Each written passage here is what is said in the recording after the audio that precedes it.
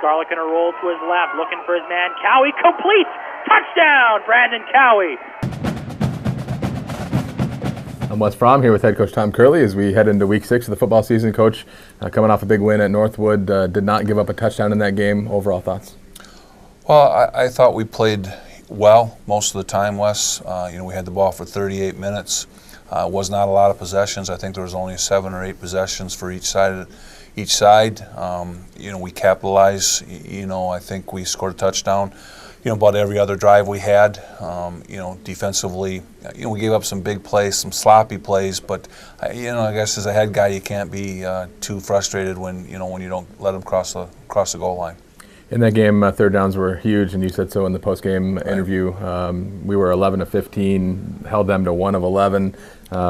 Just seemed like that was the game in a nutshell. Well, I do. I agree with that completely. We had 2 fourth downs that we made it, so that's 13 of 15, I think it was, possessions.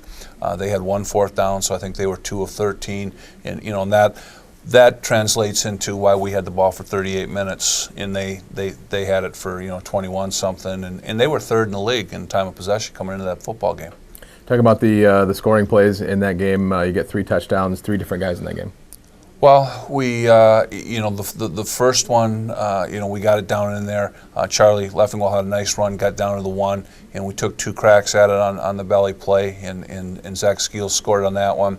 Then we had a nice drive. I thought we had a touchdown pass to Brandon Cowie, but he juggled it and dropped it, and it didn't affect us. We came right down on that drive, went down in and scored on a 3rd down pass to Brandon, and then we scored right there at the start of the 3rd quarter to get the 3rd one and put us up 2 scores, and then I think we were I don't never say safe, but I felt good at that time, I guess. Charlie Leffingwell in his homecoming, Midland native, had a big game, 154 yards. Right, he had one 30-yard gain, and he ran hard. There's some cuts there that we missed, but by and large, he ran hard and he came out the other end, and that's what we ask of him. How about defensively, Deshaun Nelson, 2 interceptions in the game. Seemed like those were big plays for us to get the ball back. They were. They're the one that last one in the 4th quarter there where they throw that fade route and their kid comes down with it. Now you're in a 1-score ball game with about 6.5 minutes to go, and and anything can happen.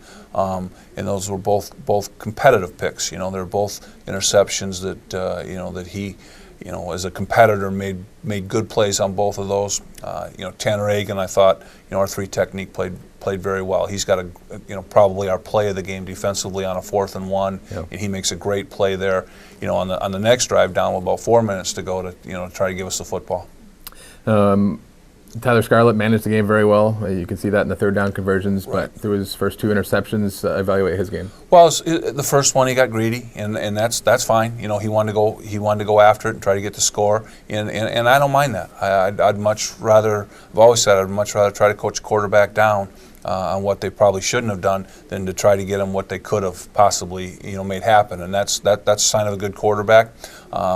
And then the other one, he hit the receiver and it went off the receiver's hands, and of course then ended up in an interception. But those are the first 2 he's thrown all year, so we're not real upset at this point in time, Wes. You're playing the triple option, always a little bit different scheme-wise, defensively. Seemed like in the end we had it defended pretty well.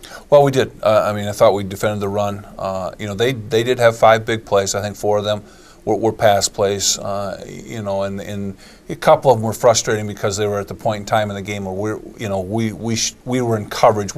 Our assistant coaches had good calls. They were calls that we should have taken away those throws, and we just made mistakes, and that's what was frustrating. Well, you can turn your attention now to Grand Valley State, and always a tough team. They're 3-3, but much better than that record indicates.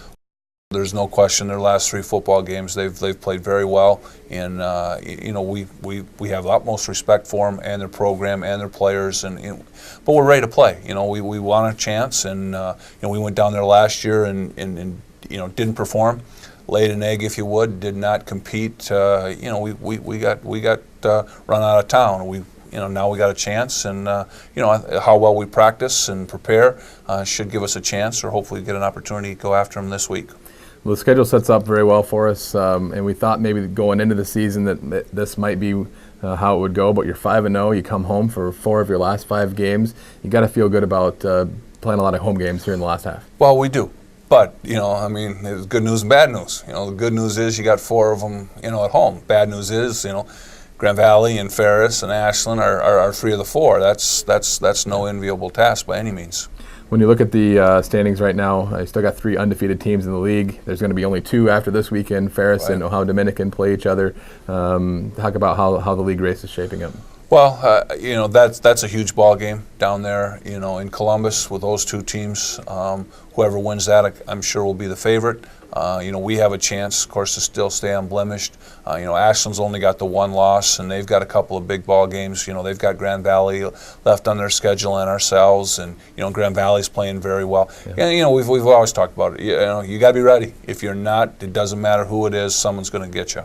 Well, we look forward to the game. Look forward to finally being back at home. First time since September 20th at Sherman Field. Have a good game, Coach. Great. Thanks, Wes.